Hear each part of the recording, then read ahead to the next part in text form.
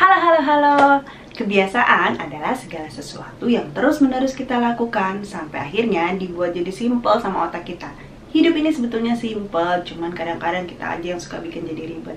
Jadi hari ini saya mau cerita kebiasaan apa aja yang bisa kita lakukan untuk membuat hidup kita jadi lebih simpel.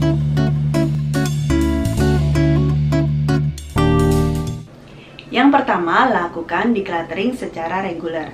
Decluttering itu adalah proses memilih-milih barang. Barang mana yang masih memberi nilai buat kita, boleh disimpan. Tapi barang-barang yang sudah tidak lagi memberi nilai buat kita, ya bisa kita singkirkan.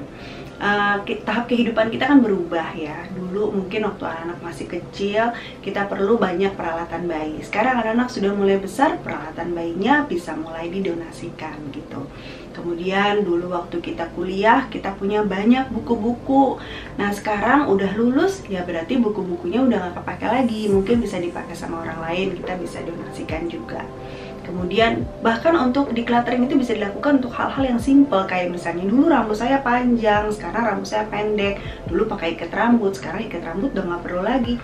Mungkin ikat rambutnya udah bisa disingkirkan juga gitu. Jadi lakukanlah decluttering secara reguler, secara terus-menerus. Dengan memiliki lebih sedikit barang, kita punya lebih banyak space, lebih banyak waktu, dan kita mulai belajar bagaimana kita punya rasa bahagia dengan cukup, dengan batasan cukup yang kita tentukan sendiri.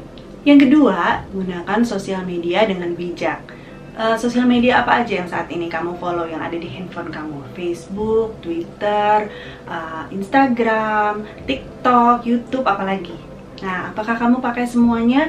Kalau bisa, kamu lakukan digital minimalism. Yang tidak dipakai disingkirkan aja gitu ya. Saya udah pernah cerita tuh di video yang ini tentang digital minimalism. Nah, apakah orang-orang seperti apa sebetulnya yang kamu follow? Apakah orang-orang yang kamu follow ini adalah orang-orang yang bisa membuat kamu jadi lebih baik, atau malah membuat kamu jadi kurang baik? Kalau saya seneng sosial media tuh Instagram, karena di Instagram bisa lihat foto-foto yang bagus-bagus gitu ya. Nah kalau baru kenalan nih sama teman misalnya, terus temennya bilang gini, follow IG gue dong gitu katanya. Oke deh, saya follow nih IG-nya dia. Lama-kelamaan lihat isinya dari Instagram dia itu pamer, setiap hari pamer kekayaannya. Aduh, saya udah gak demen deh ya yang kayak gini-gini, unfollow aja gitu. Kemudian misalnya contohnya apalagi Facebook. Pada saat Facebook itu kan sebetulnya Facebook itu untuk inget-inget teman-teman lama ya, supaya pengen tahu nih mereka keadaannya saat ini bagaimana gitu. Waktu itu masih asik ngikutin Facebook, tapi kemudian waktu menjelang pemilu, teman-teman yang dulu kompak terus jadi main celah-celahan. Aduh, jadi nggak asik lagi saya ngikutinnya. Udahlah, saya unfollow aja daripada saya pusing gitu. Atau kemudian saya ngikutin influencer tertentu. Pada saat awalnya influencer ini bagus, tapi lama-kelamaan dia jadi toxic. Aduh, ya bawaannya masalah kecil dibuat jadi gede gitu, supaya dia bisa cari-cari sensasi.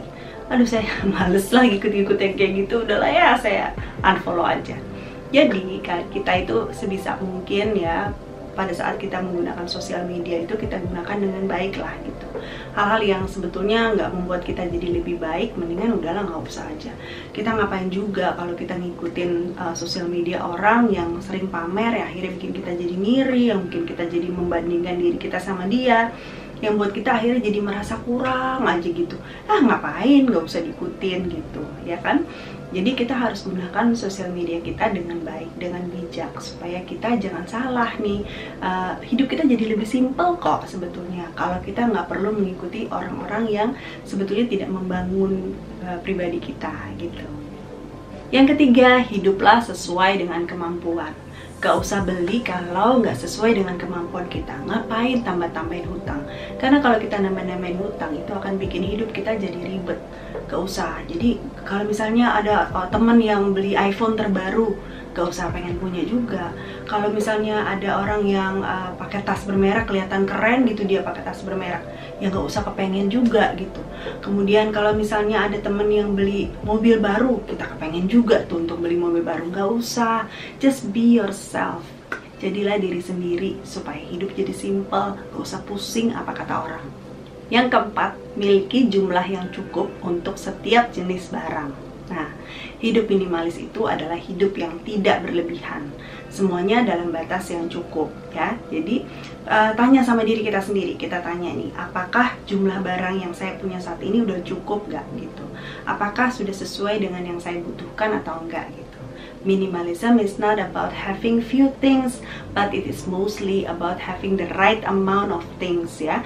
Minimalism itu bukan tentang punya barang sedikit mungkin, enggak, tetapi bagaimana kita punya barang-barang yang jumlahnya cukup dengan apa yang kita punya. Contoh nih, misalnya lipstick kita yang saat ini kita punya ini sebenarnya berlebihan gak sih gitu. Tas yang kita punya sekarang sebetulnya masuk akal nggak sih jumlahnya gitu. Atau mungkin sepatu yang kita punya sekarang nih sebetulnya jumlahnya cukup gak gitu ya. Jadi coba cek-cek barang-barang yang kamu punya sekarang, miliki sesuai dengan apa yang kamu butuhkan. Yang kelima, biasakan makan yang baik. Jangan terlambat makan. Perhatikan setiap nutrisi yang masuk dalam tubuh kita. Kalau makan pelan-pelan, jangan buru-buru. Jangan makan asal kenyang aja. Dulu waktu SD kita diajarin tuh kalau makan harus kunyah 32 kali ya kalau nggak salah ya. Nah itu sebenarnya tujuannya untuk pencernaan kita, supaya pencernaan kita baik gitu. Kemudian sekali-sekali lakukan detox ya. Kayak saya biasanya tuh detox 1 bulan atau 2 bulan sekali. Saya cuma minum jus aja seharian gitu.